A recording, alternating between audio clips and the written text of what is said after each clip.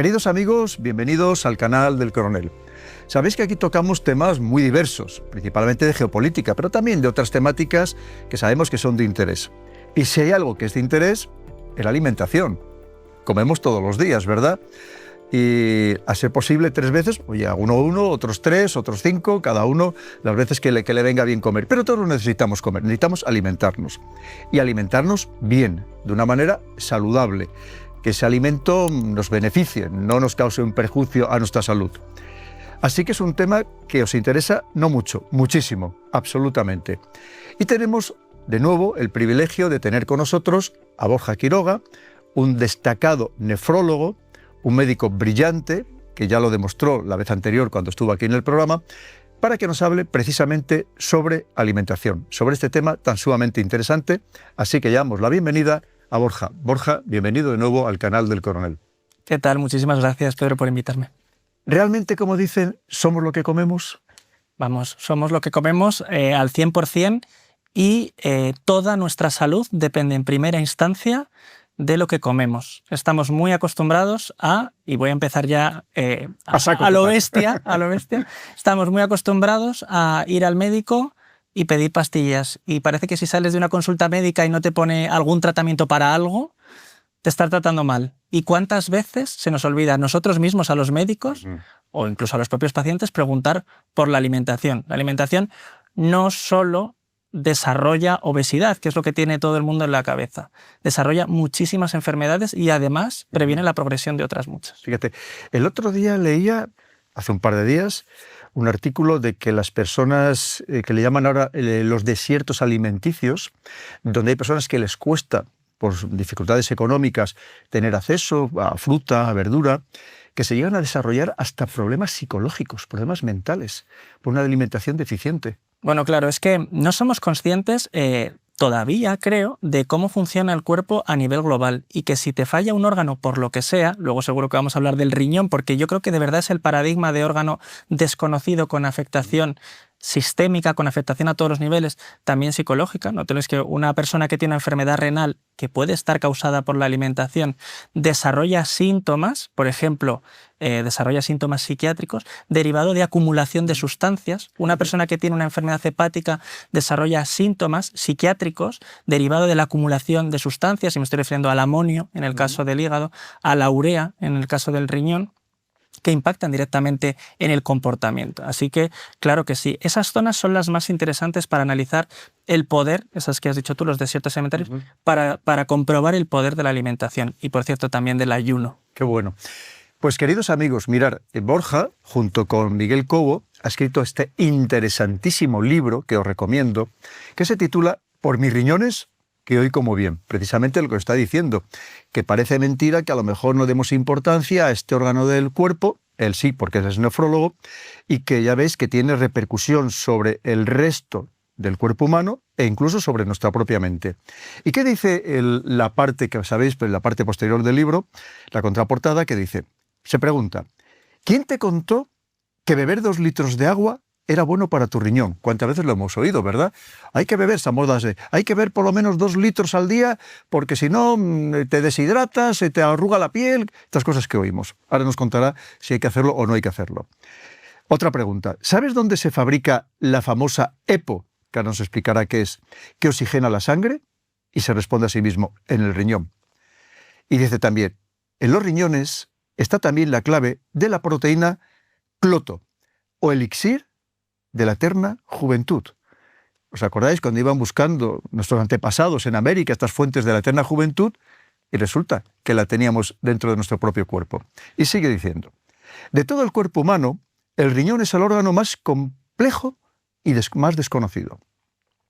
Entendido clásicamente como una depuradora de desechos, es verdad, también yo lo he entendido siempre así, o así me lo habían explicado, hoy somos conscientes de que en la salud de nuestros riñones se encuentra la clave de una vida sana y duradera, fuente de todas nuestras actividades fisiológicas y, por tanto, de la propia vida del organismo.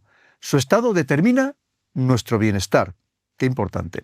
La dieta juega un papel fundamental en el desarrollo de las enfermedades renales y, por tanto, en todas sus funciones. En esta obra, el chef con estrella Michelin, Miguel Cobo, que hoy no ha podido estar con nosotros, y el nefrólogo Borja Quiroga, que tenemos la fortuna de tenerle aquí, realizan una sabia combinación entre medicina y gastronomía, aplicada a los riñones. Todo ello condimentado con sabrosas recetas y los necesarios apuntes culturales sobre evolución humana que tanto han inspirado el proyecto culinario del cocinero aficado en Burgos. Y termina diciendo: el riñón regula el calcio para bien y para mal, desde las piedras hasta el hueso. Significa, Borja, que incluso si no está trabajando bien el riñón, si no le alimentamos, por así decirlo bien, al riñón, si lo que le llega al riñón no es lo adecuado, puede tener repercusión hasta en nuestros propios huesos. Ya no, fíjate, vamos en la mente, pero hasta en los huesos. Sí, tenemos un problemón, en realidad, en los nefrólogos, pero en realidad es un problemón de la población a nivel global. 6 millones de personas en España tienen enfermedad renal. 6 millones de personas 6 millones. solo en España. Solo en España, 15% de la población, pero te voy a dar el dato. La mitad no lo saben. ¿Qué problema tenemos si no sabemos que tenemos una enfermedad renal?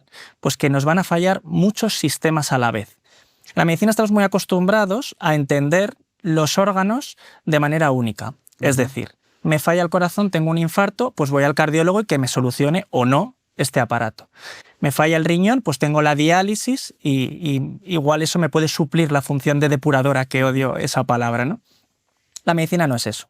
Ahora ya sabemos que la medicina es completamente transversal y que debería ser más holística. Cuando uno tiene una enfermedad en el riñón, es que el riñón además es el paradigma de verdad de enfermedad sistémica, le fallan otras cosas muy lejanas del riñón, como si fueran hormonas, ¿no? Sabemos que la hormona es una sustancia que se sintetiza en un sitio y da efecto a otro nivel, ¿no? Como por ejemplo, luego hablaremos de eso seguro.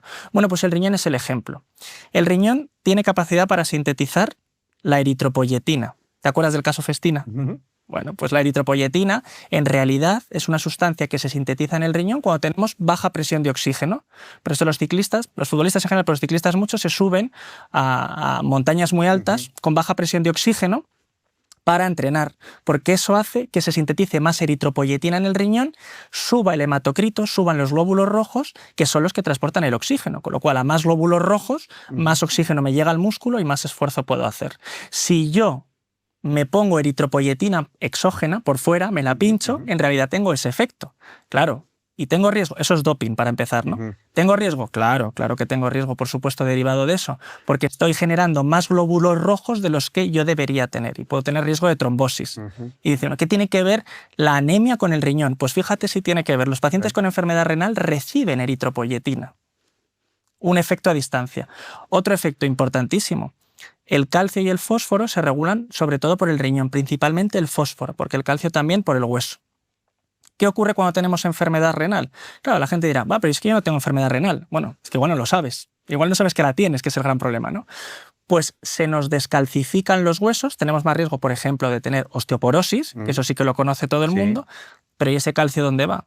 Pues ese calcio va al vaso sanguíneo, se deposita en el vaso sanguíneo y eso hace, por ejemplo, que tengamos más riesgo de tener infartos, de tener ictus, de tener alteraciones en las arterias de las piernas. Más ejemplos. Ahora está súper de moda la inflamación. Yo llevo yendo a hablar de inflamación desde hace más de 15 años, relacionada con el riñón. ¿Qué es la inflamación? Al final todo el mundo dice, una dieta inflamatoria, la microbiota, ¿no? Todo el mundo habla de esto. ¿Pero qué es la inflamación? Bueno, nosotros tenemos un sistema inmunológico que nos defiende de agresiones externas. Nosotros nos inflamamos ante una respuesta, por ejemplo, si yo tengo una amigdalitis me inflamo, porque mi sistema inmunológico quiere atacar esos bichos, ¿no? Bien, ¿la inflamación puede ser mala? Claro, en situaciones en las que no necesito defenderme y estas células, o estas sustancias, porque pueden ser también otras sustancias diferentes de células, se desencadenan. Tenemos enfermedades que hacen eso directamente, producen más inflamación directamente, producen más sustancias, como que se llaman citoquinas. ¿Vale? ¿Esto dónde ocurre? En las enfermedades reumatológicas, la artritis reumatoide, paradigma de enfermedad inflamatoria conocidísimo. Pero también cuando se dejan de depurar estas sustancias. ¿Y quién es el encargado de eso? Riñón. El riñón. Así que la enfermedad renal crónica es un estado proinflamatorio. Luego te voy a contar más cosas de eso, pero para que veas tres que a lo funciones. mejor de esos 6 millones de personas, la mitad no sabe o no sabemos que tenemos un problema en los riñones.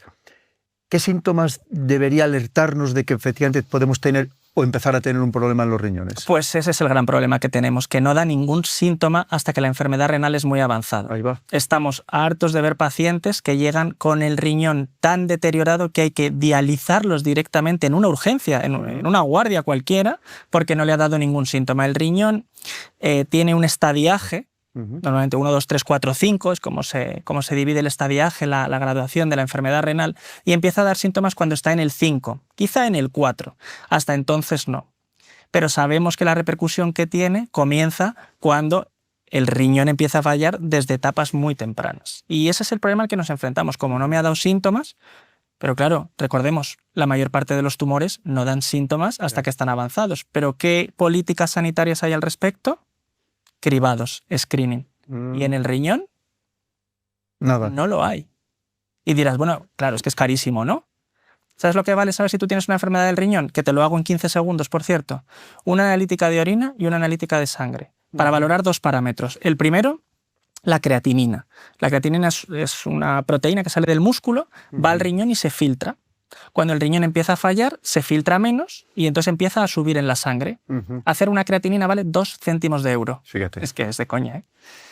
Segunda opción, el riñón no solo se encarga de eliminar sustancias como depuradora, sino que también se encarga de no dejar escapar cosas que son buenas, por ejemplo, proteínas. Y hay enfermedades del riñón que debutan con pérdida de proteínas por la orina.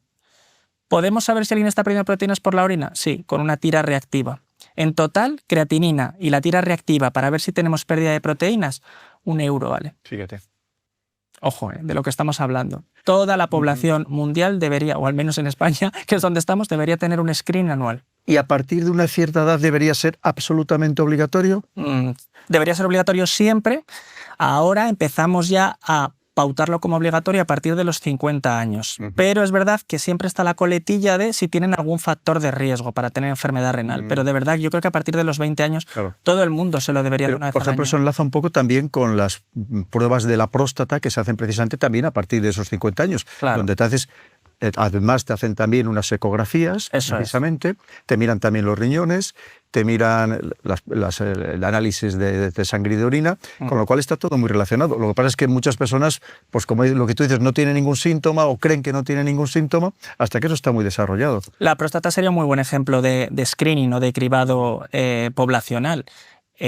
Lo que lo diferencia es que tener una hipertrofia benigna de próstata o incluso un cáncer de próstata es anecdótico en menores de 50 años. Por eso se empieza a hacer con población más alta. Pero hay enfermedades renales que son de jóvenes y que no por ser joven evitas tenerla. Pero en realidad, si es que de qué estamos hablando, no podemos gastar 40 millones de euros, 40 millones de habitantes, 40 millones de euros al año en esto. Fíjate. Además, esto... Ya tenemos fármacos, porque hasta ahora es verdad que teníamos pocos fármacos. Hasta hace 10 años, por la enfermedad renal, era difícil evitar la progresión, pero es que tenemos fármacos ahora muy novedosos que no están del todo todavía implantados en la práctica clínica, pero cada vez lo están más, que si se administran precozmente, retrasan la entrada en diálisis 25 años. Fíjate. Si eso no es eficiente... Porque puede además serlo. La diálisis ya no solamente el trastorno para la persona, que evidentemente tiene que ir todos los días o cada poco al hospital, sino luego el coste que tiene también para la sanidad, ¿verdad? Por supuesto. Evidentemente es muy eficiente evitar que un paciente entre en diálisis o que necesite un trasplante renal, que también es bastante costoso. Pero ya sabes que a mí me gusta hablar mucho de resultados duros y para mí el resultado más duro que existe es la mortalidad. Si tú hablas de mortalidad, todo lo demás no tiene sentido. Tú me puedes hablar económicamente de... Efectivamente. No, mortalidad. Vamos a hablar de mortalidad. La enfermedad renal crónica, en 2040, y estos son datos del Global Burden of Disease, que es una plataforma, la más importante, y la que lo hace, esto es ciencia pura, lo que lo hace de manera más fidedigna, toma datos de 200 países y analiza las causas de muerte y pronostica lo que va a pasar a 10, 20, 30, 40 años. Nosotros tenemos datos hasta 2100 ya de lo que va a pasar. ¿Sí? Pero no me voy a ir tan lejos, me voy a ir dentro de 15 años. La enfermedad renal en España va a ser la tercera causa de muerte en 2040, por encima de todos los cánceres. Por encima de todos los cánceres. ¿Qué me dices? Claro. ¿Por qué? Porque es la única que sigue subiendo. Entre el top 10 de enfermedades, es la única la enfermedad renal que sigue subiendo. ¿Por qué? Porque no se diagnostica. No hay otra razón. Y dices, bueno, pero es que entran en diálisis. ¿Y entrar en diálisis qué significa? Entrar en diálisis significa que tú estás 12 horas conectado a una máquina a la semana y que eso hace que tu riñón funcione al mínimo, porque claro, tu riñón y el mío funcionan 24 horas al día. El impacto es que una persona entre 20 y 30 años en diálisis tiene una mortalidad similar a uno de 80 sin diálisis. Caray. ¿Pero por qué no se habla de esto? Fíjate.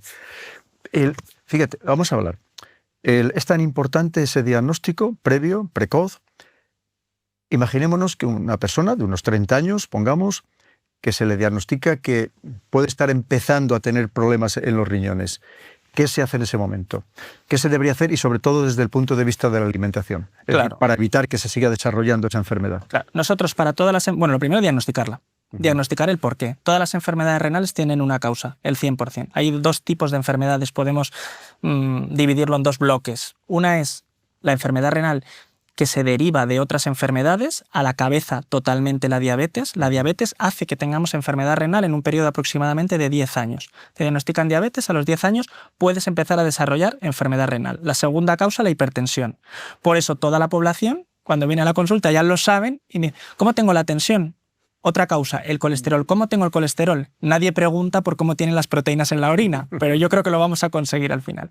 Y otras son las causas principales o primarias del riñón. Esas son enfermedades muy concretas que son sobre todo más de jóvenes y que son las que hay que diagnosticar. Es decir, bueno, esta persona tiene una enfermedad renal por esto, vamos a ver por qué es. ¿Cómo se hace? Normalmente con una biopsia renal, que es un procedimiento ultra sencillo, que no tiene complicaciones y que hacemos con muchísima asiduidad. Pero eso ya nos da el resultado. Y para eso ya tenemos tratamientos específicos para cada nombre de cada enfermedad. Y me preguntas, ¿dónde queda la alimentación? A la cabeza. Da igual, después de todo esto que te he contado, da igual cuál sea la causa de la enfermedad renal que tengo, que por encima del tratamiento que voy a poner específico para esa enfermedad, tiene que estar la alimentación.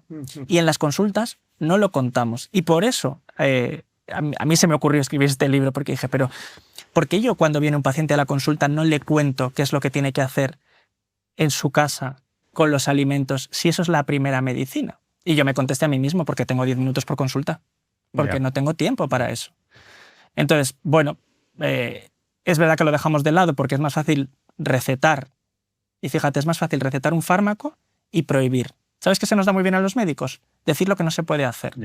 Decir, usted no puede comer esto, esto, esto y esto. Y entonces el paciente, pero entonces ¿qué puedo comer, no? Bueno, pues ese punto hace que la enfermedad renal o no aparezca, puede hacer, ¿no? O enlentecerla, que es muy importante. Hablemos ahora de la alimentación, Borja, pero te quería también preguntar, ¿hay alguna relación con el ejercicio? Es decir, si tú haces un ejercicio de una manera coherente y también adaptada a tu edad, ¿eso beneficia a los riñones? Siempre y cuando, también me gustaría preguntarte, no se abusa a lo mejor de suplementos, de anabolizantes y cosas de esas, que imagino que eso sí que dañará también al riñón. Pero ¿el ejercicio como tal es beneficioso en general para los riñones? Sí, te voy a responder a la primera pregunta, que es muy sencilla y sí, y ahora te voy a explicar por qué. Y lo segundo, me encanta que lo traigas porque es un mito total. Lo de la alimentación, la suplementación del gimnasio, y si me dejas después hago un apunte para que quede todo lo que tú quieras. Clarísimo ese tema. La primera parte, el ejercicio físico. Ejercicio físico tenemos de dos tipos, ¿no? Ejercicio físico de salir a correr, el que llamamos cardio, ¿no? El cardiovascular. ¿El aeróbico? El aeróbico, el que te aumenta la frecuencia cardíaca, el que te hace sudar. Ese ya sabemos que es beneficioso a todos los niveles. Recordemos que el riñón no es un órgano que esté ahí aislado, que depende de otros, sobre todo del corazón. Imagínate toda la sangre que le está llegando al riñón, 180 litros al día, que el riñón depura. 180 litros al día. ¿De dónde le vienen? Del corazón. Si el corazón falla, el riñón falla. Si el riñón falla, el corazón falla. Están muy bien conectados, y no solo por tuberías, también por otros sistemas, ¿no? Con lo cual, el ejercicio cardiovascular, el aeróbico, fundamental. ¿Cuánto? Entre 100 y 150 minutos a la semana es la recomendación. ¿Cuándo? Cuando queramos. Puede ser junto todo el fin de semana o puede ser a lo largo de una semana. Y esto está estudiado en ensayos clínicos. Esto no es una cosa que se me haya ocurrido decir hoy.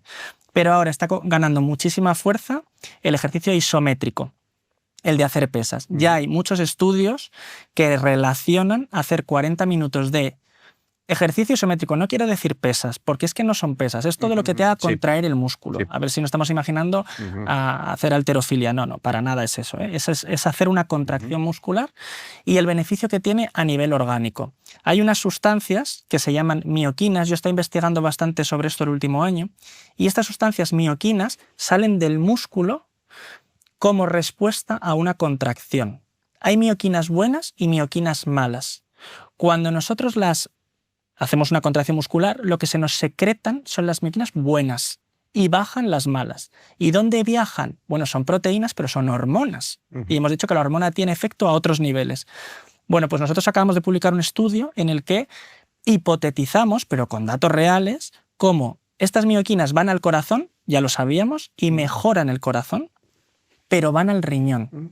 Y mejoran la función del riñón. Así que tajantemente, si ejercicio físico, combinación 150 minutos aeróbico y a la anaeróbico. semana, aeróbico y anaeróbico. ¿Cuánto? En 100, diría yo, aeróbico y unos 50 de contracción.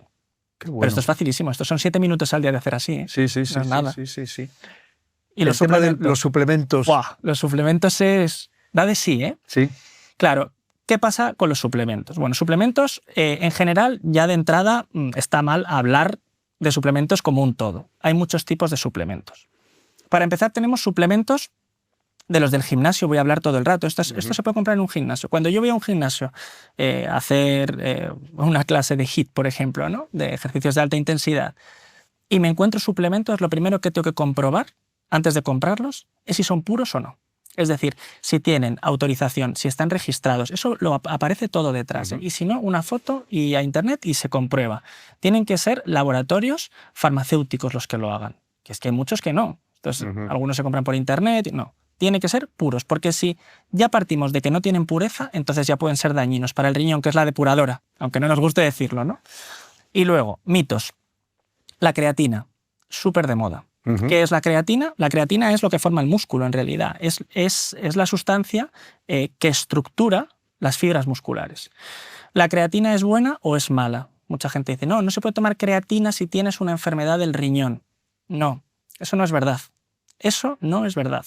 Se puede tomar creatina. Lo que pasa que la creatina es lo mismo que la creatinina, que hemos dicho que era con lo que nosotros medimos si funciona el riñón o no. Con lo cual sabemos que va a subir en sangre. Hay que avisar al médico que me hace el análisis de que estoy tomando creatina. Tenemos otras maneras de saber si el riñón funciona o no, un poquito más específicas más allá de la creatinina. Total, que la creatina se puede tomar si la Sociedad Internacional de Medicina Deportiva recomienda el uso de creatina no solo a deportistas de élite, que lo toman todos, porque te genera aumento muscular importante, más facilidad para la recuperación muscular. Todos lo toman, todos los deportistas de élite. Para deportistas habituales. E incluso ya se empieza a recomendar para personas sin carga de ejercicio físico, porque se ha demostrado que, tú lo has dicho antes fenomenal, cuando el músculo está bien, el cerebro está bien. Y entonces ya hay estudios que demuestran que la creatina es capaz de mejorar las funciones cognitivas. Te concentras mejor. Y mira, te voy a decir una cosa. Yo la he probado, se hace en ciclos, se toma en ciclos mensuales. Yo hago deporte habitualmente y se nota. ¿Sí? Y por cierto, mi riñón está perfectamente porque me lo miro yo. Proteínas, otro gran... Sí, ahora los batidos de proteínas. Bueno. Incluso los venden hasta en los supermercados, en los yogures. Claro. Con incremento de proteína, no sé cuántas proteínas en el yogur. Claro. ¿Qué pasa con las proteínas? Nosotros tenemos un límite para tomar proteínas, que es exactamente el que el riñón puede filtrar para no dañarlo. Es decir, si yo tomo tantas proteínas que el riñón empieza a filtrar de más, eso es lo que es lesivo para el riñón.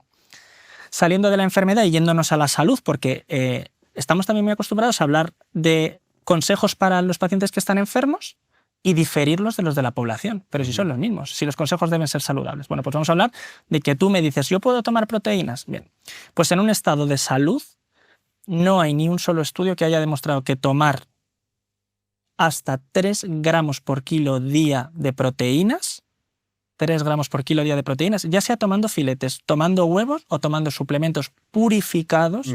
Es súper importante lo de purificados, que luego nadie se lleve a engaño con esto, genere excreción de proteínas por el riñón.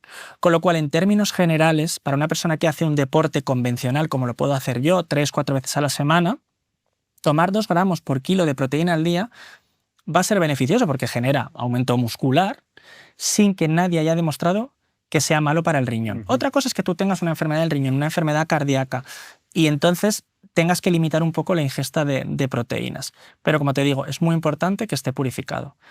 ¿Qué otro problema nos encontramos con la suplementación? Cuando a esa suplementación se añaden otras cosas, anabolizantes. Yo me he encontrado a pacientes que vienen a la urgencia de mi hospital, que se hinchan anabolizantes y los he metido en diálisis con 20 años. Los anabolizantes son Con 20 años. tóxicos. Todo lo que no sean de suplementación, para que la gente se lo lleve en la cabeza, todo lo que no sea creatina controlada, ahí además se tienen que tomar entre 3 y 5 gramos al día, o sea, eso está muy regulado, o proteínas para no alcanzar un dintel, un dintel en el que el riñón se pueda lesionar, todo lo demás, eso sí, debe ser tomado con pinzas. Anabolizantes, ¿no? Bajo ningún concepto. Creatina, sí. Sí. Proteínas. Y proteínas hasta un límite. Con control. También dependiendo de lo que quieras hacer. Si tú lo que quieres es desarrollar mucha musculatura, por ejemplo, pues tienes que tomar más proteínas. Si tú haces más cardio y luego haces un poquito de musculación, pues igual tienes que tomar menos proteínas, ¿no? Ahora también se ha puesto muy de moda el ginseng coreano, la macandina. Eso, el magnesio. El magnesio. ¿Cómo lo ves? ¿Eso beneficioso, perjudicial, no afecta? Para mí no afecta. No afecta al desarrollo muscular, a tu capacidad, porque al final ¿para qué lo tomamos? Para desarrollar músculo y para recuperar más rápido, ¿no? O teóricamente eso debería ser un poco darle un poco de energía. Entonces, hay sustancias, como el ginseng, por ejemplo, que sí que es tipo cafeína, podemos decir, ¿no? Que te genera, te limita el insomnio y te hace estar en un estado más vigil, ¿no? Te espabila, vamos. Te permite concentrarte un poquito mejor, probablemente. A nivel muscular, nada de eso. Ni siquiera el magnesio, que tú ahora vas a una carrera y te ponen un sobrecito de magnesio, como si fueras a correr mejor la media maratón, por poner el magnesio. Y no, también es un mito. Es un mito. Al final, ¿Se afecta a los riñones? Bueno, esas sustancias que tú me has dicho no, concretamente, y el magnesio al final el 50% se depura por el riñón. Entonces, si tú tienes una enfermedad renal y tomas mucho magnesio, se te puede acumular y entonces ya te metes en un problema. Si no tienes alteración renal, el riñón, que es un órgano muy inteligente, es capaz de depurar de más, ¿no? Al final, el magnesio lo que tienes que tenerlo es en los límites normales, en los límites que se marcan en los laboratorios. Lo que sí que sabemos que es malo a nivel muscular y a nivel óseo para la formación de huesos son los niveles bajos de magnesio. Entonces, en esos casos sí vale la pena suplementar, claro, con un control médico detrás, porque necesitas unos niveles de magnesio en sangre para saber. Pues pasamos ya a la alimentación, sí. el objetivo principal del libro. ¿Qué debemos comer y qué no debemos comer para mantener el riñón en buen estado de salud? De operatividad, vamos a decir. Es tremendamente sencillo. La dieta mediterránea. Es que no tiene más miga que eso. Pero ¿cómo es posible que en España se esté perdiendo? Tenemos datos que estamos perdiendo la dieta mediterránea por influjos externos. Si la dieta mediterránea ha demostrado en grandes ensayos clínicos, no son pequeños artículos, pequeños estudios que han mirado a la población, no, en grandes ensayos clínicos publicados en las mejores revistas del mundo, que la dieta mediterránea es la mejor que hay. Entonces, ¿qué tenemos que hacer para cuidar nuestro riñón? Bueno, yo creo que para empezar hay que individualizar. No es lo mismo un paciente que viene porque tiene piedras en el riñón, que están formadas de calcio, si quieres ahora hablamos del calcio, que también es otro pequeño mito, que una persona que tiene una enfermedad renal muy avanzada y se hincha mucho, ¿no? Y ahí viene un poco lo del agua. Entonces, en general, luego hablamos del agua, pero en términos de comida, una dieta moderada en sal, salvo que seamos hipertensos, tengamos un problema de corazón o tengamos un problema de riñón, entonces hay que hacer una dieta lo más baja en sal posible. Y entonces me dicen los pacientes, me prohíbes la sal, pero no me das alternativas. Bueno, pues ahí mi amigo Cobo no es que dé una, es que da 20 alternativas para condimentar los alimentos y que no estén insípidos, porque al final, si tú quitas la sal a los pacientes, dejan de comer, se nos desnutren, con lo cual tenemos un problema aún mayor. El riñón se encarga de depurar el potasio. Entonces, no es que por comer mucho potasio vayamos a desarrollar más enfermedad renal, pero debemos saber cómo está nuestro riñón para saber si podemos tomar alimentos ricos en potasio. El problema es que los alimentos ricos en potasio son, en general, los saludables. Es decir, frutas, verduras, hortalizas. Estas ya sabemos que no se deben limitar cuando uno tiene enfermedad renal, porque al final, si quitas esto a un paciente, ¿qué come? Si le estás quitando lo saludable, bueno, pues se va a morir de otra cosa, ¿no? Entonces esto ya sabemos que aunque tienen potasio, que esto es un gran mito, ya no hay que retirarlo de la dieta, porque como tienen tanta fibra, en el fondo tú lo eliminas por el tubo digestivo, con lo cual no estás absorbiendo tanto potasio. Pero sí, algunos frutos secos, sobre todo los que están fritos, el chocolate, esos alimentos muy ricos en potasio, que es un potasio que no se acompaña de fibra, sí debemos intentar disminuir un poco. También tenemos una tabla de alimentos completa para que la gente, bueno, pues pueda entender qué alimentos sí y qué alimentos no. Y la clave de todo, el fósforo. El fósforo es el alimento o el ingrediente más tóxico que existe. ¿Ah, sí? Tal cual. El fósforo es un ingrediente que se ha utilizado normalmente para la conservación de alimentos. Además, el fósforo se relaciona mucho con los ultraprocesados, tanto por la conservación, hablamos la otra vez, ¿te acuerdas, no? De que es un alimento ultraprocesado, bueno, aquel al que le añades muchas cosas, fósforo y sal sobre todo, para que se conserve mejor y para que tenga mucho sabor, buscar ese sabor umami de manera artificial. Bueno, pues el fósforo lo que hace es, lo primero de todo, cuando tenemos un pico de fósforo, es intentar eliminarse por el riñón. Para intentar eliminarse por el riñón, que eso ni nos damos cuenta. Nosotros nos sube un poquito el fósforo en sangre y el riñón lo elimina. Sí, en orina podemos detectarlo. Esto es muy divertido porque los pacientes vienen a mi consulta y le digo, usted ayer ha comido tantos gramos de sal, tantos gramos de fósforo. Y me dice, ¿cómo lo sabe? Yo, por la orina. Porque somos lo que orinamos. Sí. Y entonces se elimina. ¿Y se elimina por qué? ¿A través de qué? Bueno, pues a través de mi querida proteína cloto, ¿no? Cloto se une a otra proteína que se llama FGF23 y eso lo que hace, esa unión, lo que genera es un aumento de excreción de fósforo. Claro, el problema es que cloto se va gastando. Se gasta por comer mal y esto que está en el riñón se gasta cuando tenemos enfermedad renal. ¿Qué implicaciones tiene cloto a distancia? Genera eventos cardiovasculares. Hace que nos muramos más y nos morimos de viejos. Bueno. Así que fíjate si tiene impacto la alimentación y concretamente el fósforo. Aquí hemos puesto una tabla. Entonces, ¿qué es lo que debemos evitar para no tomar ese fósforo? Además, claro, todo lo ultraprocesado y algo más, aparte de los alimentos ultraprocesados. Sí, tenemos que ser valientes y mirar las etiquetas de los alimentos, aunque nos guste mucho lo que estamos tomando. En el libro hemos puesto una tabla porque claro, el fósforo normalmente está oculto. De hecho, llamamos el fósforo oculto de los alimentos, ¿no? Y son los bla, bla, bla, bla. Hay muchos que son excipientes, conservantes, colorantes. En la tabla de alimentos de cada una de las preparaciones que nosotros tenemos en casa, es obligatorio por ley, Unión Europea, que ponga el que lleva.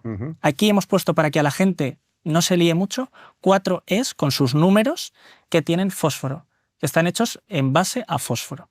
¿Qué tiene fósforo? Una sopa de sobre, una pastilla para aumentar el sabor de los alimentos, que no voy a dar ninguna marca, todo tipo de bollería industrial, muchísimos congelados.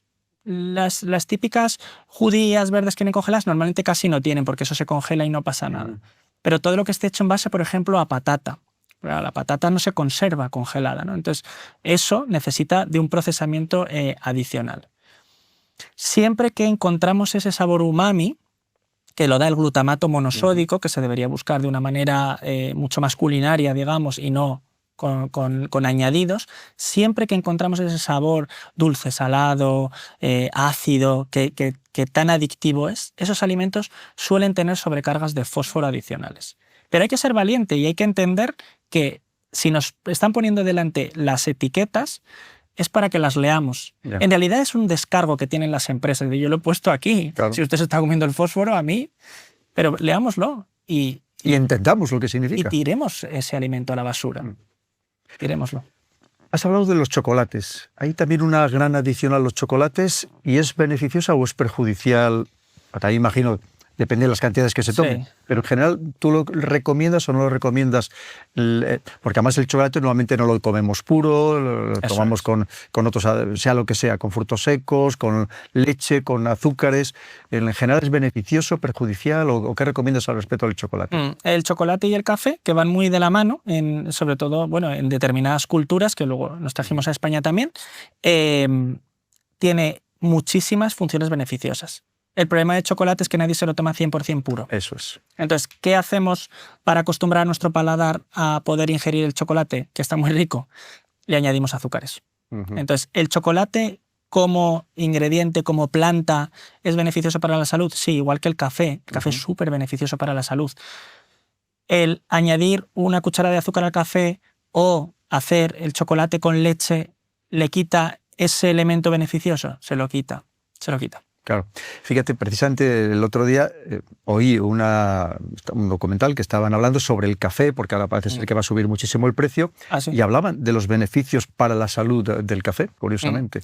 Bueno, yo lo desconozco. Yo no tomo café. Claro, pues yo tomo mucho café y a mí cuando yo hago algo con muchas ideas me gusta investigarlo, ¿no? Y el café es uno de los ingredientes que se ha puesto más de moda en la cultura de la salud en los últimos, te diría, 10 años aproximadamente. De hecho, uno de los motivos por el que está subiendo el precio es que parece ser que en China ahora mismo es un furor. Y están, claro, ¿sí? 1.500 chinos tomando café, pues 1.500 millones de chinos, es una pues, barbaridad, imagínate. Claro. Del café nos encontramos con un problema. La planta de café es muy beneficiosa para la salud. Además, no solo el café con cafeína, sino el café descafeinado también. De hecho, las recomendaciones actuales es tomar entre 2 y 4 tazas de café al día. Y es por los compuestos no cafeínicos del café. Aunque suene un poco a trabalenguas, ¿no? Es lo diferente a la cafeína que tiene el café. La cafeína no es mala. En realidad, hombre, yo me he encontrado un paciente que se ha tomado 20 tazas de café y viene hipertenso perdido. Claro, eso es una exageración, ¿no? Pero entre 2 y 4 tazas de café al día es lo recomendado. Ya se ha demostrado que disminuye la progresión de enfermedad renal, disminuye el riesgo de tener eventos cardíacos. O sea, que son beneficios duros, ¿no? El problema es la cultura del café y el manejo que hacemos del grano de café. Hay muchas culturas que en España ha pasado mucho, sobre todo hasta los años 80 aproximadamente, que el 99% de la población tomaba café torrefacto. El café torrefacto no deja de ser café malo, al que se le pone una capa de azúcar y se quema. ¿Qué te genera eso? Un sabor a quemado al que te puedes acostumbrar y con el que no diferencias si el grano de café que te están poniendo es bueno o malo, pero sobre todo adicción, la adicción del azúcar. Y entonces esto se hacía mucho.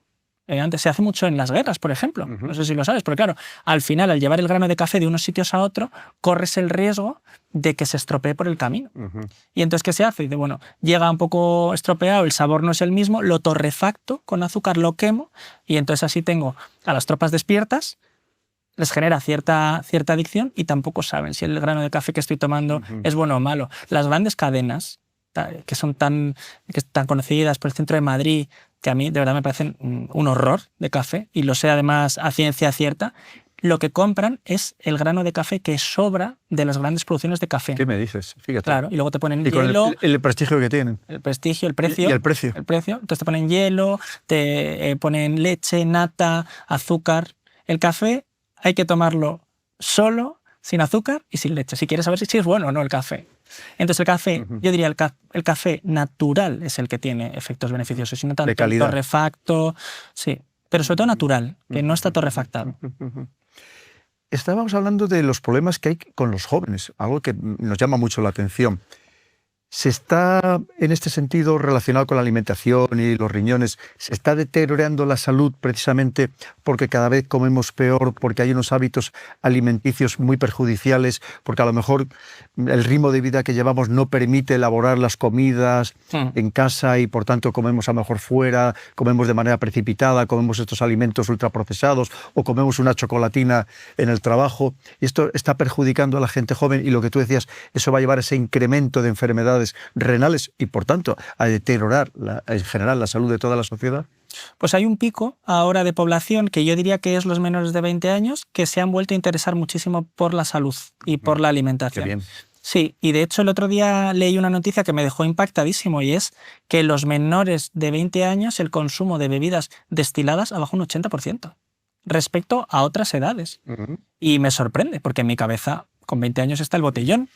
Y entonces de repente leo esta noticia y efectivamente luego profundicé un poco más en el tema y sí, entonces yo creo que empieza a haber otra vez una cultura de la alimentación. Es verdad que las grandes cadenas, que tú vas al cine un día y sales del cine para tomar algo y es que no tienes otra opción que tomar las grandes cadenas, ¿no? Pero creo que el impacto nutricional, malnutricional, que estamos viendo en las enfermedades, sobre todo tiene que ver con una horquilla de edad que en su momento tenían 20 años y que sí, que es donde impactó estas grandes cadenas de alimentación y que ahora tienen 40, 50 años. Y creo que esos son los que peor comen. Claro, no podemos hablar lo mismo datos de España que de Estados Unidos, Claro, donde sabemos por que la supuesto. alimentación está directamente relacionada con, por ejemplo, la obesidad, que es que en Estados Unidos atañe aproximadamente al 50% de la población, tener sobrepeso. Qué barbaridad. 50%, Qué barbaridad. alucina. Hablabas antes también de las piedras en los riñones, algo que ha padecido muchísimas personas y seguro mucho de nuestros queridos seguidores o sus familiares. Te voy a preguntar, ¿hay personas que tienen una predisposición a tener esas piedras de manera genética o también es solamente consecuencia de una mala alimentación? ¿O una combinación de ambas? El 50% de la población va a tener una piedra en el riñón en su vida. La mitad. O sea, o tú o yo. No sé si tú lo has tenido, yo de momento no, pero uno de los dos lo va a tener. Yo tuve, pero afortunadamente fue ligero, digamos. Bueno, pero ya lo has tenido. Sí, o sea, que se cumple la estadística. Además, hace muchos años, ahora casi 20 años. Pues sin saberlo, en la estadística que te acabo de dar se cumple en una muestra muy pequeña, ¿no?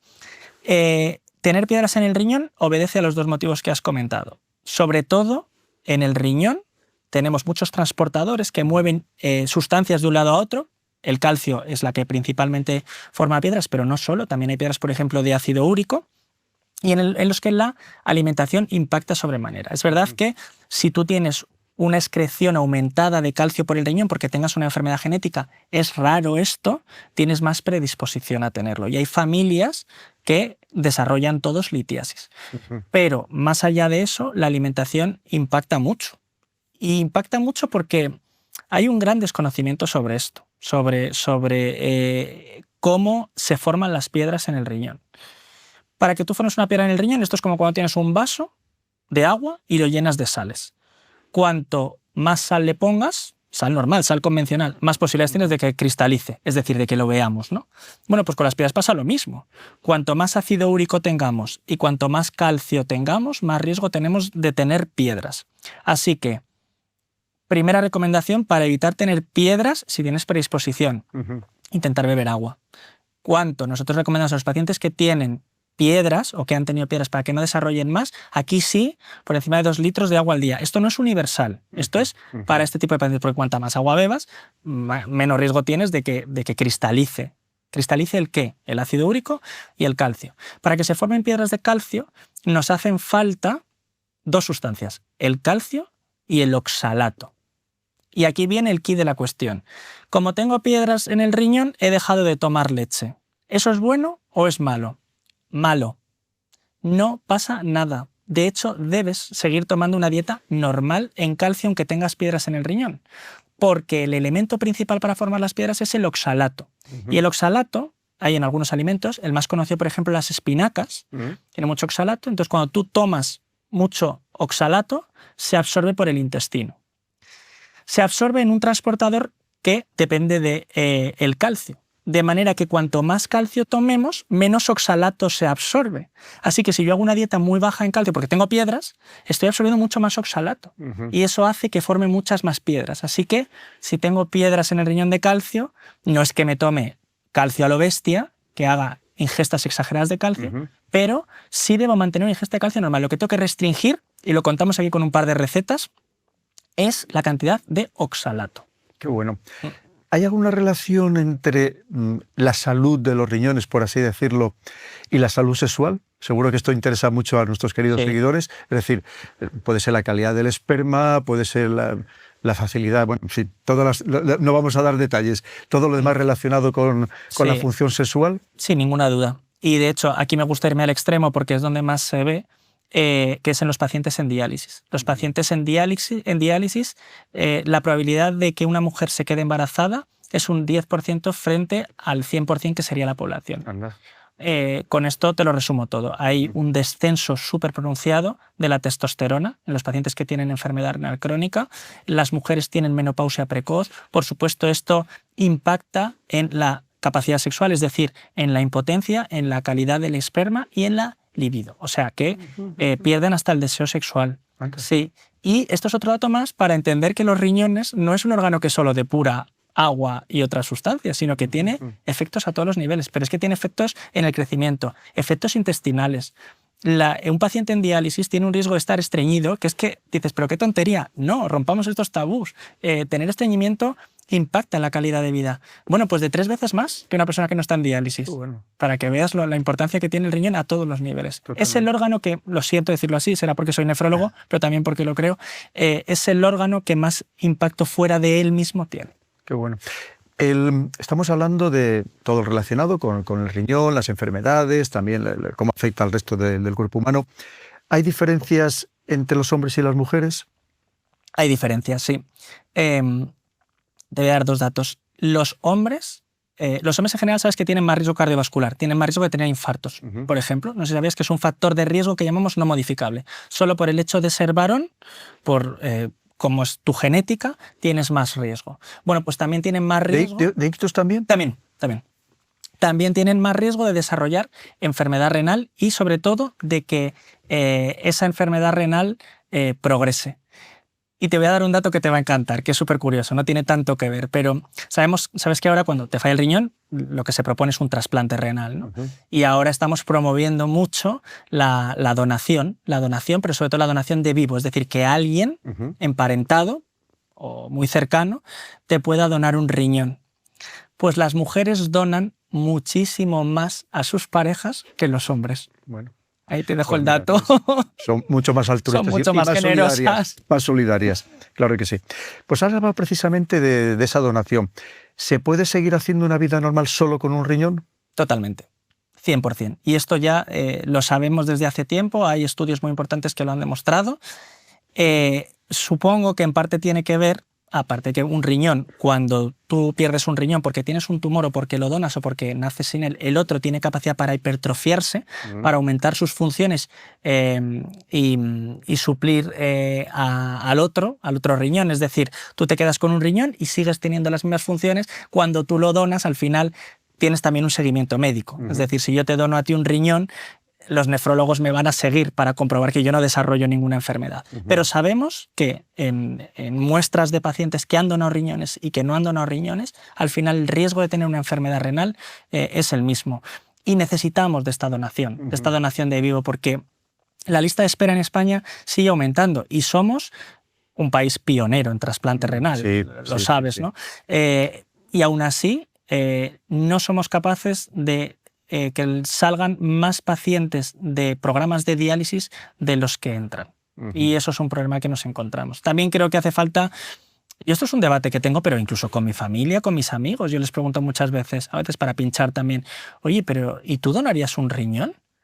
Pues es que la gente no lo quiere donar, ¿no? Y creo que es por desconocimiento. Yo sí lo donaría, claro. Es un poco ventajista que lo diga, ¿no? Porque soy nefrólogo y porque no tengo ahora una situación en la que lo donaría. Estás viendo todos los días y estoy ves seguro de que no hay ningún problema, ¿verdad? Porque yo sé que una persona cercana a mí que esté en diálisis es que se está muriendo mucho más que alguien que no, que alguien que tenga un riñón. ¿Cuántas personas puede haber ahora mismo en España en diálisis, Borja? En España actualmente hay unas 35.000 personas que necesitan diálisis. Trasplantados más o menos la misma cifra, unos 30.000. Más o menos de los 60.000 que necesitan terapia renal sustitutiva, pues nos encontramos un 50-50. 50% están trasplantados y 50% necesitan diálisis, que sabes que además hay de diferentes tipos. Ahora estamos promulgando mucho las técnicas domiciliarias, que es una cosa que la gente tampoco sabe. ¿Que se haga en domicilio? Eso es. ¿Onda? Nosotros tenemos 2 maneras de dializarnos, o bien sacando sangre, depurándola y devolviéndosela al cuerpo al paciente, o a través de la tripa. No sé si lo sabes. No, pues en la tripa tenemos una membrana que se llama membrana peritoneal y que cuando nosotros metemos un líquido en la tripa con un catéter con concentraciones conocidas y lo dejamos reposar, esta membrana peritoneal es capaz de depurar lo malo del cuerpo cambiándolo por lo bueno que le hemos dado. Pues esta técnica es domiciliaria, se la hace el paciente en su casa, con lo cual tiene un impacto en calidad de vida tremendo. Claro. Incluso la de la sangre se puede hacer en casa también y tenemos pacientes que tienen la máquina en casa, se sacan la sangre, se depura, pues lo hacen en condiciones de mucha seguridad, claro, ¿no? Para que bajo ningún concepto les pase nada, ¿no? Pero se hacen la hemodiálisis en casa y estas técnicas son muy importantes porque al paciente le dan una calidad de vida tremenda, ¿no? Personas mayores que o pacientes que trabajan, por ejemplo, ¿no? O que viajan. Tú ahora mismo estás en diálisis peritoneal y me dices, es que me tengo que ir a presentar un libro a Alicante, ningún problema. Hacemos una llamada y lo que necesitas, que son unas bolsas con las que te dializas, en vez de traértelas a Madrid, pues te las llevan a Alicante. Anda. Y haces la vida completamente normal. Pues mira, ves, para eso merece la pena pagar impuestos. Hombre, bueno, sin ninguna duda. Totalmente. Vamos.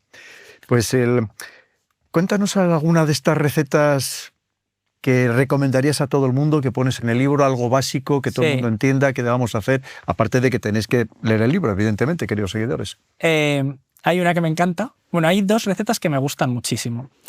Una es el gazpacho o el salmorejo, que también se puede hacer de remolacha. De remolacha. La remolacha es un fármaco. No sé si lo sabías.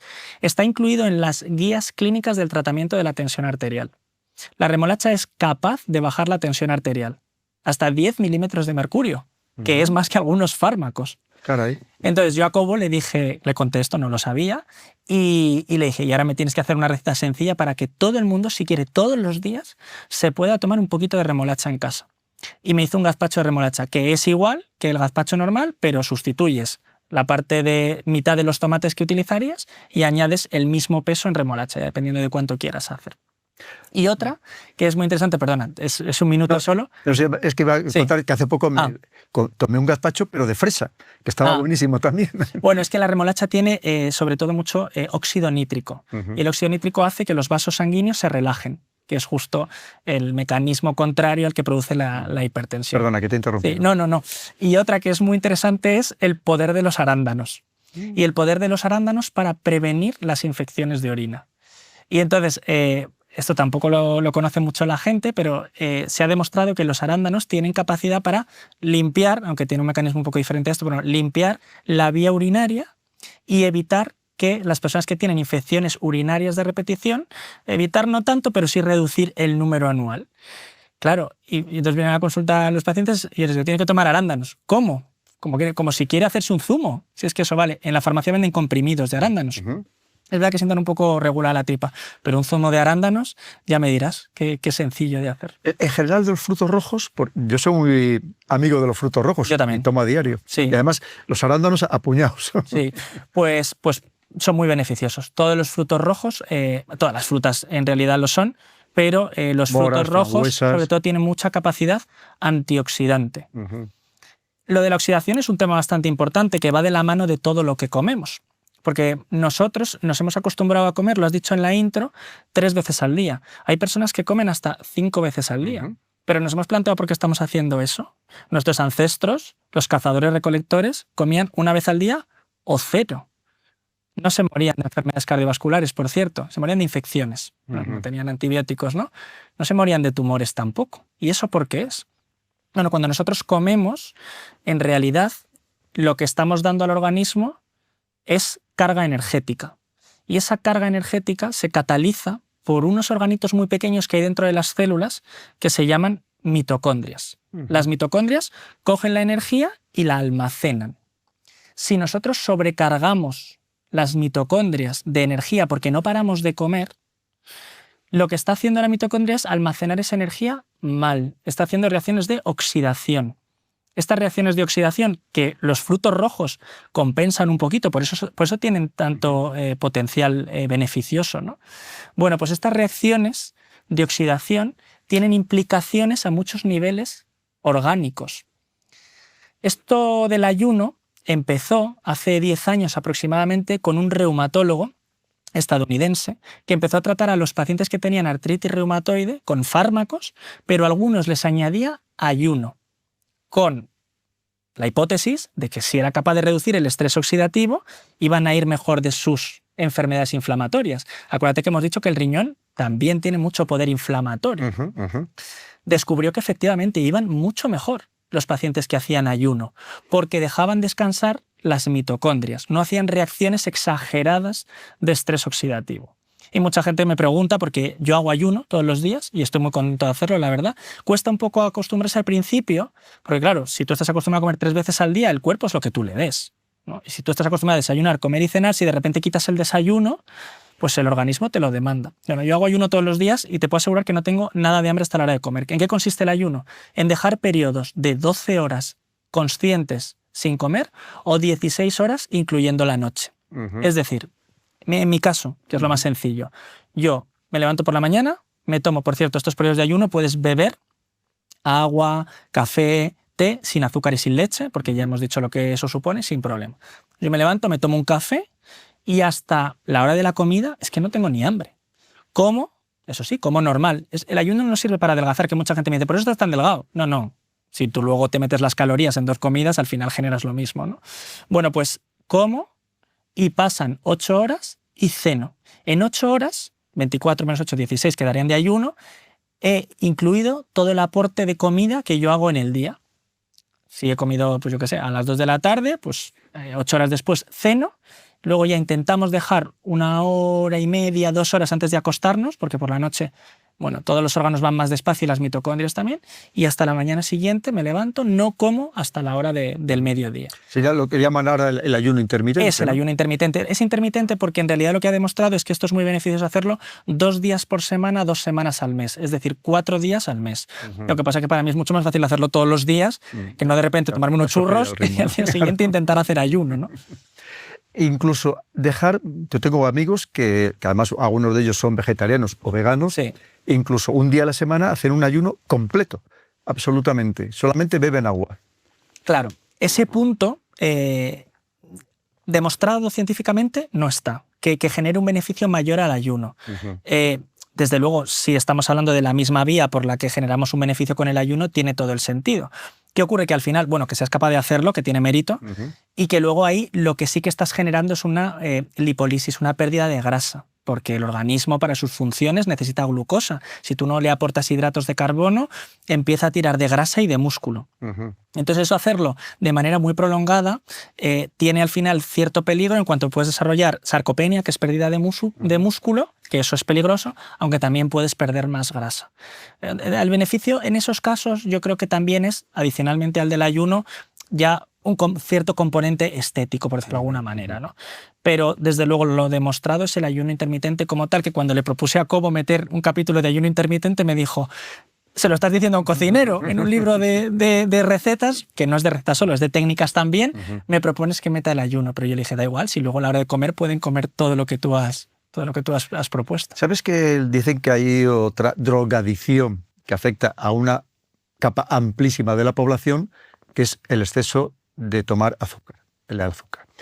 ¿El azúcar cómo afecta a los riñones y por tanto a nuestra salud, Borja? El azúcar tiene efectos a todos los niveles. Es una sustancia tremendamente prooxidante.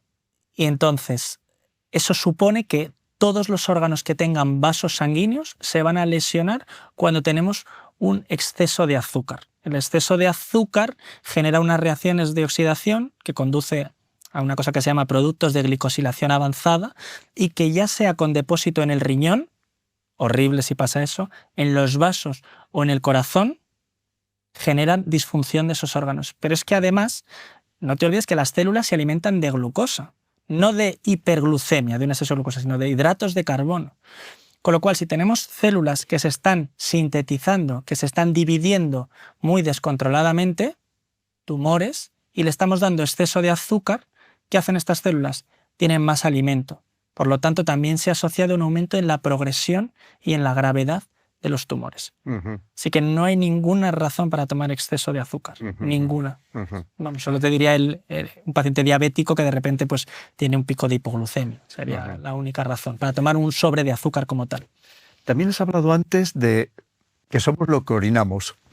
En la orina podemos darnos cuenta de si estamos alimentándonos bien, si estamos tomando suficiente líquido, por ejemplo, por el color, por el olor, una inspección vulgar. No nos podemos olvidar luego de hablar de lo del agua, que ahora que me lo has dicho, sí, me he acordado. Es que está enlazado con eso. El color de la orina confunde mucho a los pacientes. Tenemos que diferenciar el color amarillo oscuro, que es un color de orina concentrada y que me puede pasar por las mañanas cuando me levanto porque no he bebido nada durante toda la noche, del color que puede reflejar enfermedades. Para la población normal y que intente detectar cuando tiene una enfermedad del riñón, solamente 2 apuntes. El primero, un exceso de espuma, como la cerveza, cuando tiran una cerveza con un grifo, que no desaparece en el váter. No del propio chorro que se genera espuma, porque se genera espuma por la orina propiamente dicho, sino cuando hacemos pis y se genera un montón de espuma que no se elimina. Eso traduce con una altísima sensibilidad pérdida de proteínas por la orina. Y eso es un dato súper interesante para que el paciente reconozca si está perdiendo proteínas. Es verdad que se produce cuando se pierden muchas proteínas, pero cuando un paciente viene a la consulta de nefrología, casi lo primero que se le pregunta, ¿la orina? Y dice, bien. ¿Tiene espuma? Muchísima. ¿Como la cerveza? Como la cerveza está perdiendo proteínas. Y otro dato es que la orina sea o bien roja, que tenga sangre, que eso suele ser un problema de vía urinaria, pues que tenga una piedra, hematuria, efectivamente, que tenga una piedra, que tenga una lesión en la vejiga, o más bien orinas color coñac, color Coca-Cola, podemos decir. ¿Y esto por qué es? Una orina marronácea, así, como más clarita que esto. Y esto se lo preguntan a los pacientes y también son capaces de detectarlo, aunque no le habían dado mucha trascendencia. Pues esto es porque el riñón no debe dejar escapar nunca células, incluyendo glóbulos rojos. Cuando se dejan escapar glóbulos rojos, un solo glóbulo rojo que se escape tiñe mucho la orina. Es muy exagerado. Si tú pones una gota de sangre en un litro de agua, se tiñe. No pasa lo mismo con otros colorantes, ¿no? Así que ese color marronáceo lo que traduce es que estamos perdiendo hematíes, glóbulos rojos por la orina. Y eso traduce una enfermedad renal. Serían las dos únicas situaciones. Luego, que huela mal la orina suele traducir infecciones también. Lo que pasa es que es verdad que es un dato que viene como mucho después de los propios síntomas de la infección urinaria. Pues pasamos al agua. Ya ves que sobre todo hace unos años se puso muy de moda, era casi generalizado, que había que tomar al menos 2 litros de agua sí o sí, tuviéramos sed o no tuviéramos sed. Y en cambio hay quien que dice, no, vamos a ver, hay que beber agua cuando tienes sed, tampoco nos vamos a exceder. Habrá días que a lo mejor por el ejercicio que hayas hecho o por la temperatura externa necesitas beber más agua y habrá días que no te apetezca beber agua. Y también es como todo, hay personas que beben más agua que otras. Hay personas que comiendo beben mucha agua y hay personas que yo conozco que comiendo no prueban una gota de agua. Luego la beben entre las comidas, ¿no? ¿Tú qué recomiendas? ¿Beber mucha agua? ¿Beber poca agua? ¿Beberla en las comidas? ¿Beberla fuera de las comidas? He buscado hasta la saciedad de dónde viene la recomendación de los 2 litros de agua y no la he encontrado históricamente. No sé de dónde viene. La Organización Mundial de la Salud recomienda beber entre 4 y 6 vasos de agua al día en condiciones normales. El riñón, como sabes ya, es un órgano muy, muy inteligente y se encarga de eliminar sustancias que podemos llamar desechos, aunque no me gusta mucho ese término porque parece que el riñón es algo sucio y es el órgano más limpio que existe, pero para eliminar desechos necesita cierta cantidad de agua. Nosotros sabemos que para eliminar los desechos de cada día necesitamos al menos medio litro de orina. Con medio litro de orina el riñón es capaz de concentrar todo lo que tiene que eliminar. Pero además, por la transpiración, que esto lo tenemos todos, por el pulmón, por la piel, perdemos entre 700 y 800 mililitros de agua al día. Así que la ingesta mínima de agua diaria debe ser en torno a 1,2 litros aproximadamente, que concuerda con la recomendación de la Organización Mundial de la Salud. Así que, para mantener una situación basal, sería lo que hay que beber, de 4 a 6 vasos de agua. Ahora bien, eso tiene un sentido... normalmente son 250 mililitros. Por eso, estamos hablando de 4 vasos y 1,5 litro, sí, entre 4 y 6 vasos. ¿Eso qué aplicación práctica tiene? Bueno, pues muy poca, porque yo no estoy en casa así sentado todo el día sin gastar agua, por decirlo de alguna manera. Entonces, ¿qué tenemos? Lo has dicho fenomenal, el estímulo de la sed. El estímulo de la sed es un estímulo que viene del riñón y que llega a la cabeza, el hipotálamo, para secretar una hormona que se llama antidiurética. De manera que cuando nosotros necesitamos mucha agua, se activa el estímulo de la sed. Y entonces tenemos sed, bebemos agua y eliminamos más desechos. Es cuando necesitamos más orina para eliminar ciertos desechos. O cuando venimos yo hago 1 hora de deporte y ahí igual he eliminado en esa hora 1 litro. Si no bebo ese litro, se me activa el estímulo de la sed. Pero además, en sentido contrario, el riñón, cuando bebemos mucho, cuando bebemos mucha agua, por lo que sea, por gente que bebe más agua, porque hay gente que le gusta beber agua, y eso no pasa nada, dentro de ciertos límites. Ya sabes que el veneno lo marca la cantidad, ¿no? Estos límites son 20 litros al día, con lo cual nadie llega a eso, ¿no? el riñón también es capaz de diluir la orina. Por eso, si tú estás durante el día bebiendo mucha agua, la orina es muy clarita y eso es completamente normal, es prácticamente transparente. Y cuando te levantas por la mañana es muy concentrada, tiene mucho color a urea, que es eso amarillo. Ahora bien, ¿esta recomendación vale para todo el mundo? No. Muchísimos pacientes vienen a mi consulta y me dicen, como tengo enfermedad del riñón, yo los 2 litros de agua no los perdono cada día. Digo, pues mire, fatal, porque usted fíjese cómo tiene los tobillos hinchados. Cuando uno tiene una enfermedad del riñón, cuando uno tiene una enfermedad del corazón, que el agua se maneja mucho peor en el organismo porque se bombea menos y se acumula, o el riñón elimina menos agua, las recomendaciones tienen que ser individualizadas. Con lo cual, eso de beber agua cuando tengo una enfermedad del riñón es contraproducente, más bien. Así que hay que individualizar. Hay que individualizar y es verdad que en la población en general yo creo que lo mejor es sugerir que se guíen por la sed que uno tiene. Claro. El problema, Borja, es que hay muchas personas que no beben agua, pero día tras día tras día, que lo que hacen es tomar pues, bebidas refrescantes, bebidas muy azucaradas o menos azucaradas, pero que al final no es agua, que llevan otros componentes, y eso probablemente también sí que dañe al riñón, ¿verdad?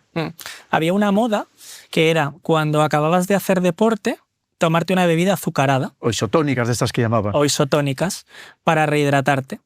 Esas bebidas lo que tienen es azúcar, por eso están tan ricas en realidad. ¿Qué ocurre? Que cuando tú tomas este tipo de bebidas, la glucosa sobre todo, como es un exceso, el riñón la orina. La glucosa no se puede orinar sola, necesita agua, necesita moléculas de agua para poder orinarla. Entonces, cuando tomamos bebidas de este tipo, azucaradas, estamos promoviendo una diuresis que se llama diuresis osmótica, que es una diuresis que no es normal. Estás orinando de más para poder eliminar ese exceso de glucosa. Y hay trabajos muy bonitos en los que se coge a pacientes que terminan, por ejemplo, un maratón y a unos se los hidrata con bebidas isotónicas y a otros con agua del grifo. Recuperan mejor los del agua del grifo porque se quedan con ese agua, se rehidratan. ¿Cuál es el límite? Bueno, el límite es ejercicios muy exagerados, en los que ese componente de glucosa, claro, si tú haces un ejercicio muy exagerado, al final necesitas un poco más de glucosa para poder darle a tus músculos lo que necesita, ¿no? Esa glucosa para poder hacer el ejercicio. Y entonces en esos casos es verdad que siempre hay que hacer un pequeño aporte de glucosa adicional, pero controlada, no en una bebida que no sabes ni lo que lleva. Ya. Borja, tú sabes que hay personas, sobre todo jóvenes y algunos no tan jóvenes, que se han enganchado a las bebidas de cola, que no vamos a citar la marca, y solo beben eso durante todo el día. Y hay gente que se convierte en una verdadera adicción, que les cuesta trabajo desengancharse. ¿Esas bebidas de cola tomadas en ese extremo son perjudiciales para el riñón? Están llenas de fósforo. Con eso creo que te lo digo todo. Las bebidas de cola son adictivas por los aditivos que tienen, y esto a mí la gente me puede creer o no, pero lo pueden mirar en la etiqueta. Pueden decir, ha ido al canal del Coronel un tío que dice... No lo digo yo, eso se puede mirar. Y no sabemos el proceso de producción. ¿Quién tiene la receta de estas bebidas? Nadie la tiene. Yo desconfío mucho de eso, pero sí veo los efectos que tiene. Y veo los efectos que tiene personas de mi entorno que beben 2 litros de cola al día. Y claro, sabiendo lo que tiene, yo cuando me lo dicen solo me imagino sus vasos sanguíneos llenándose de fósforo y de calcio. Entonces, bueno, es una nueva guerra más, junto con la de las cadenas de la comida ultraprocesada. Forma parte de la misma industria, en realidad. ¿Hay algo que nos hayamos dejado en el tintero que te gustaría comentar, Borja? Bueno, no, yo creo que hemos tocado un montón todos los temas que hablamos en el libro, ¿no? Que está lleno de mitos. Yo creo que lo más importante es intentar concienciar a todo el mundo que nos escucha de la importancia que tiene el riñón, no solo para el riñón en sí mismo, sino para todo el organismo, para toda nuestra salud y para nuestra calidad de vida, ¿no? Que ahora es un concepto que es muy importante. Y también la trascendencia que tiene la alimentación. Pero aquí no hablamos de la alimentación en plan, no comas sal, no, damos soluciones para que la gente coma lo mejor posible y no enferme, que al final lo importante es vivir, pero vivir bien. Efectivamente, y a lo mejor evitar tomar fármacos que tienen efectos secundarios que a lo mejor también nos perjudican a otros órganos. Fíjate que en cuanto a la sal, cuando nosotros somos hipertensos, nos diagnostican una hipertensión, si somos capaces de comer bajos en sal, hacer ejercicio, dejar de fumar, dejar de beber alcohol, somos capaces de reducir nuestra presión arterial más que el mejor fármaco antihipertensivo. Fíjate, qué bueno. Y eso se nos olvida constantemente cuando vienen los pacientes a la consulta. Pues queridos amigos, como habéis visto, ya lo sabíamos de la vez anterior, Borja es un médico del mayor prestigio, os lo puedo garantizar. Os lo puedo garantizar. Además, una persona muy querida, porque encima es una gran persona, pero veis que es una mente privilegiada, que no solamente tiene estos conocimientos maravillosos, que le han llevado muchos años de estudio y de seguir practicando todos los días, sino que además la manera que los transmite, porque lo hemos entendido todo, le hemos disfrutado un montón y encima consejos muy prácticos para nuestra vida diaria. Ya veis que muchas veces no hace falta tomar fármacos, lo que hace falta es una buena alimentación, saber lo que tenemos que comer, cuánto tenemos que comer, incluso cuándo lo debemos comer, y veis que eso repercute en el riñón y por tanto en la salud general de todo nuestro organismo. Así que se lo agradecemos enormemente a Borja porque nos ha dado una lección magistral, algo absolutamente útil, necesario para todos los días de nuestra vida. Borja, muchísimas gracias. Muchas Un verdadero gracias, placer que hayas vuelto a estar en el canal del Coronel. Muchas gracias. Muchas gracias por tu apoyo al canal. Puedes suscribirte, pulsar la campana de notificaciones para estar al corriente de los próximos vídeos y de momento aquí te dejo un par de ellos que espero que te gusten y que sean de tu interés.